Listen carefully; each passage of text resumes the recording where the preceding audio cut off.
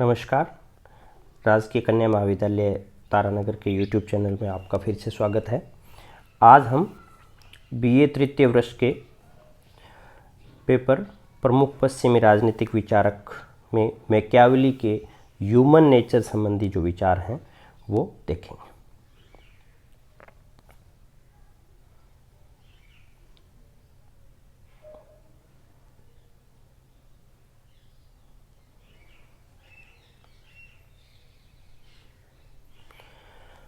Machiavelli की जो मानव स्वभाव संबंधी जो धारणा है वही उसके जो विचार हैं, भले ही वो नैतिकता से संबंधित हों या धर्म व राजनीति के मध्य जो संबंध का उनका विचार है जिसके लिए मैकियावेली जाने जाते हैं, भले ही वो विचार हो या किस टाइप का शासन इटली के लिए या अन्य देशों के लिए आदर्श है उसकी उनकी अनुशंसा हो, वो प्रत्येक विचार एक तरीके से उनकी जो राजनीतिक विचार हैं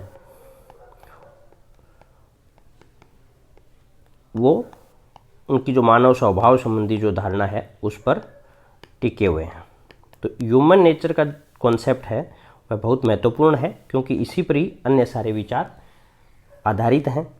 तो उनकी जो मानव स्वभाव की क्या समझ है वो हम देखते हैं।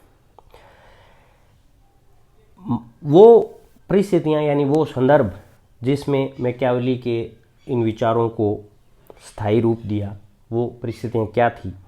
जैसा हमने देखा था कि भी मैकियावेली जिस समय इटली का समाज था वो विदेशी शासकों से अलग अलग शासित था। जैसे इटली 5 भागों में शासित था, 5 जगह विदेशी शासक थे।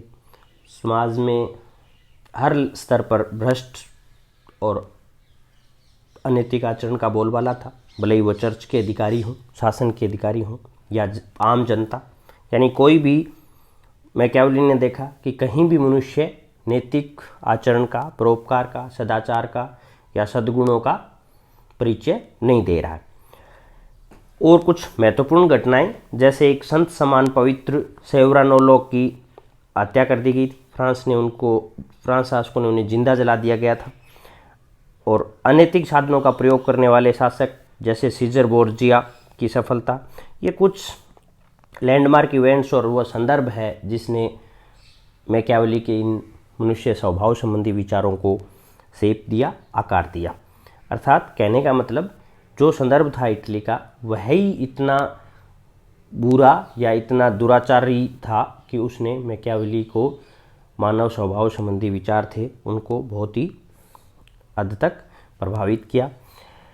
मैकियावेली के अनुसार मनुष्य स्वभाव से स्वार्थी, घोरदानवी और दुष्ट होता है।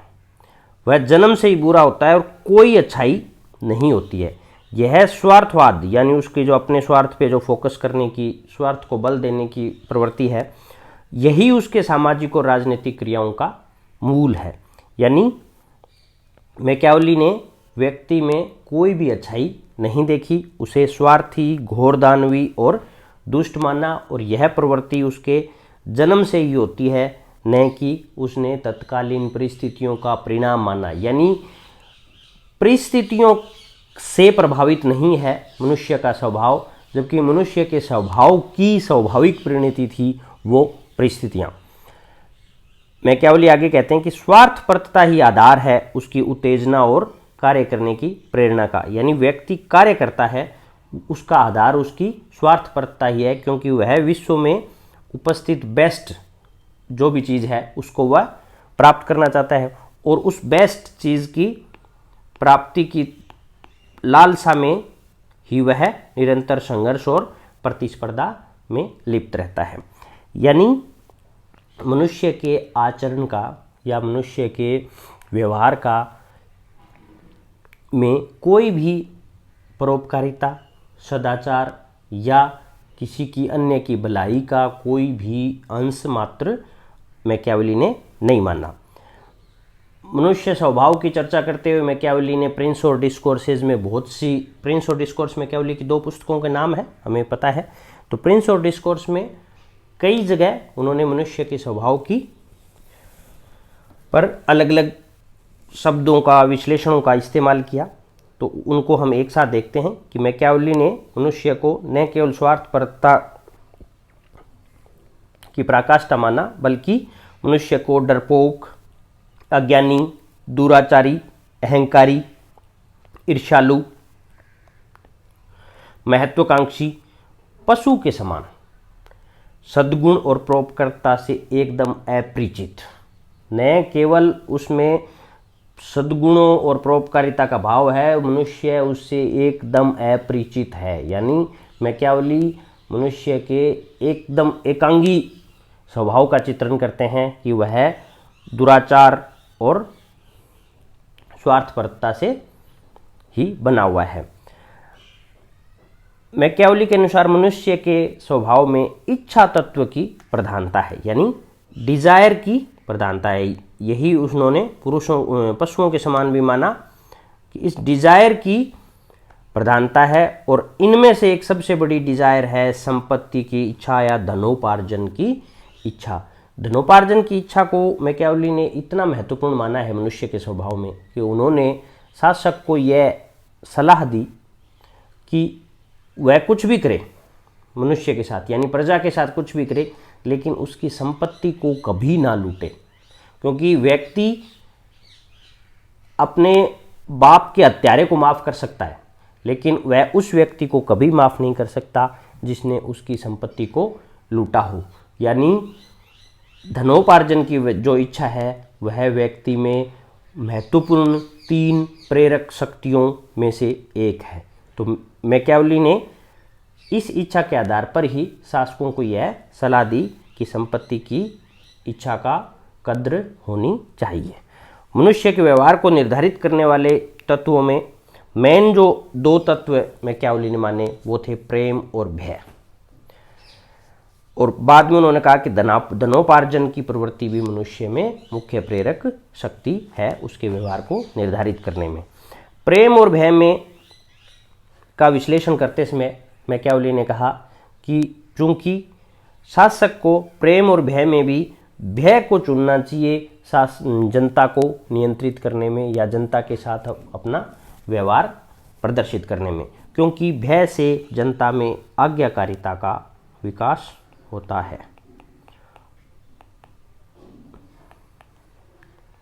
मैकियावेली जब शासक को भय पैदा करने की अनुशंसा करते हैं तो वो ये कहते हैं कि शासक को कोई इस टाइप का नैतिक आचरण का मुलम्मा चढ़ाने की ज़रूरत नहीं है। वह नग्न शक्ति का प्रयोग करे, दमन करे, शक्ति का खुलकर इस्तेमाल करे। यानी व्यक्तियों के साथ प्रेम से संबंध स्थापित करने की ज़रूरत नहीं है। कुछ महत्वपूर्ण कोट्स जो अक्सर एग्ज़ाम्स में आते हैं और आप सामान्य अगर आप BA या MA के एग्ज़ाम में लिखते हैं तो अच्छा इम्प्रेशन जाता है। मैकियावेली ने प्रिंस के 17वें चैप्टर में कहा, generally speaking man are ungrateful, fickle, deceitful, cowardly and avaricious. A man more readily forgive the murder of his father than the confiscation of his property। दोनों मैकियावेली के महत्वपूर्ण कथन हैं। मैकियावेली ने मानव स्वभाव की इस अपनी धारणा के आधार पर ही राज्य व शासन का स्वरूप निर्धारित किया। जैसे फॉर एग्जाम्पल उन्होंने माना कि इटली के जो नागरिक हैं, चूँकि वो इतने दुष्ट, असभ्य, धोखेबाज, डरपोक, भय तत्व से शासित, धनोपार्जन की प्रबल इच्छा वाले हैं, इसलिए सरकार या शासक को भी व्यक्ति को इन दुर्गुणों के अनुरूप ही निरंकुश व शक्तिशाली होना चाहिए।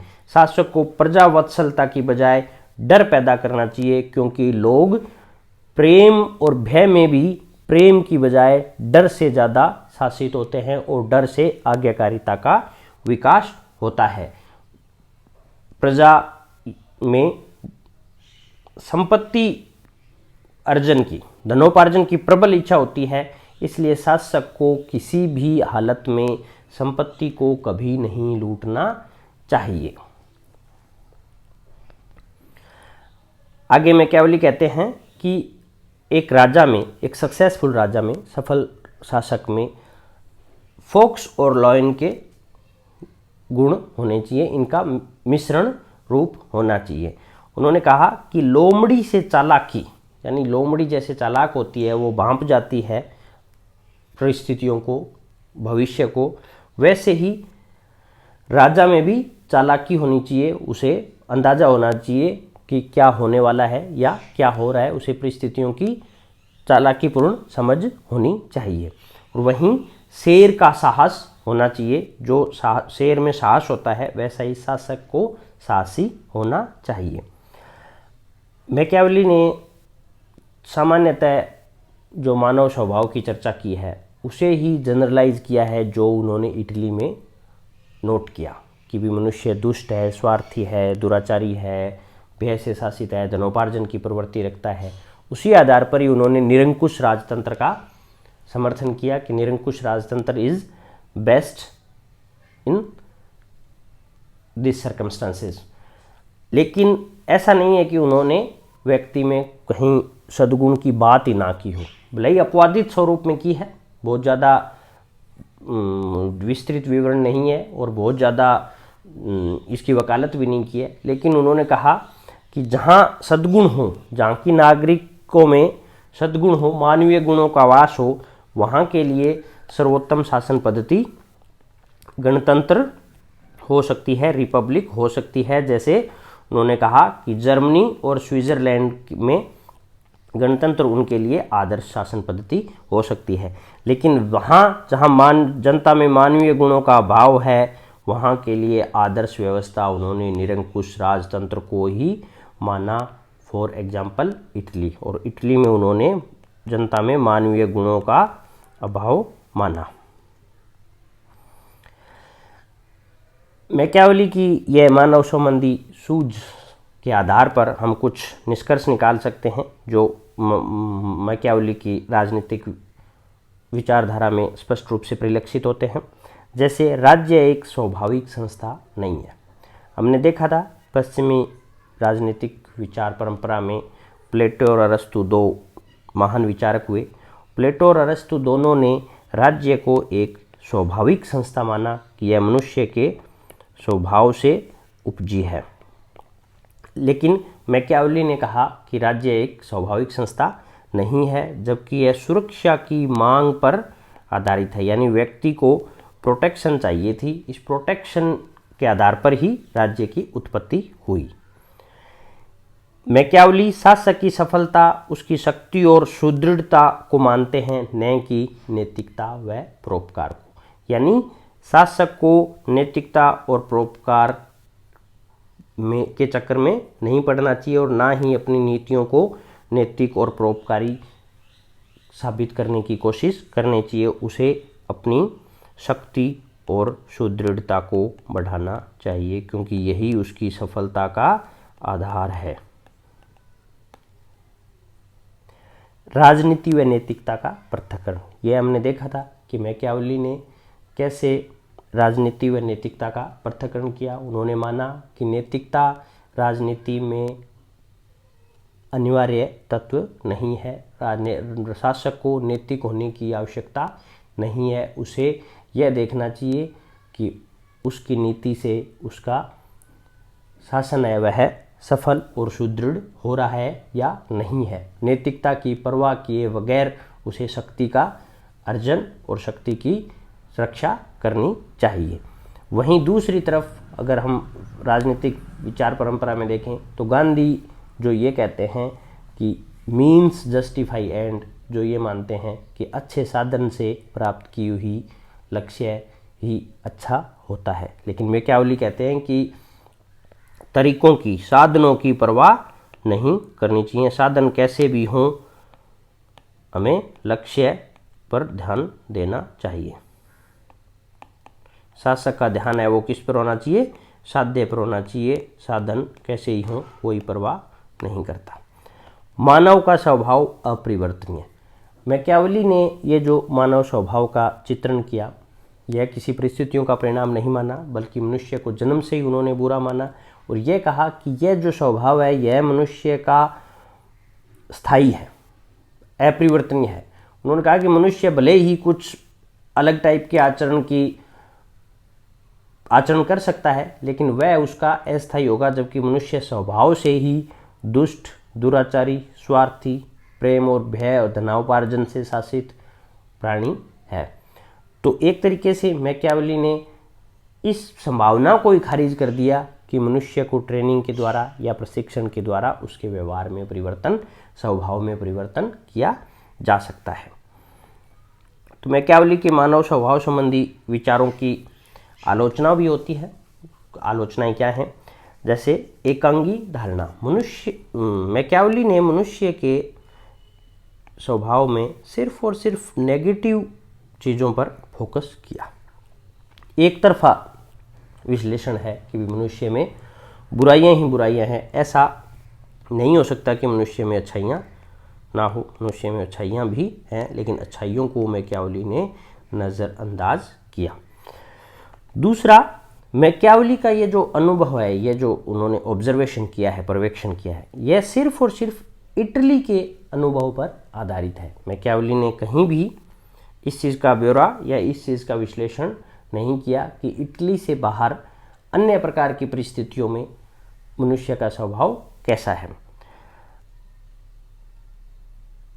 मैकियावेली का जो परिणाम है या निष्कर्ष है वह होब्स की भांति है। होब्स ने भी मनुष्य को ऐसे ही चंचल, दुराचारी, दुष्ट और स्वार्थी माना, लेकिन होब्स ने मनुष्य के इस प्रकार के आचरण के लिए एक मनोवैज्ञानिक सिद्धांत प्रस्तुत किया, लेकिन मैकियावेली ने ऐसा कोई भी क्रमबद्ध सिद्धांत प्रस्तुत नहीं किया। मैकियावेली ने मनुष्य के स्वभाव को अपरिवर्तनीय मानना और ट्रेनिंग और उसकी परिवर्तनीयता की संभावनाओं को नज़रअंदाज किया। ये मैकियावेली के मानव स्वभाव संबंधी विचारों की 4 आलोचनाएं थी। ये हमने देखा कि कैसे मैकियावेली के जो राजनीतिक विचार हैं, भले ही वह राज्य और शासन का स्वरूप हो या नैतिकता हो या धर्म और नैतिकता के बीच पृथक्करण का मामला हो या उनका जो राजनीति में क्या होना चाहिए की बजाय क्या है उस पर बल हो, यानी यथार्थवादिता हो, तो प्रत्येक विचार का मूल है वह मानव स्वभाव की प्रवृत्ति पर, प्रकृति पर आधारित है। तो ये थे मैकियावेली के मानव स्वभाव संबंधी विचार। Thank you so much.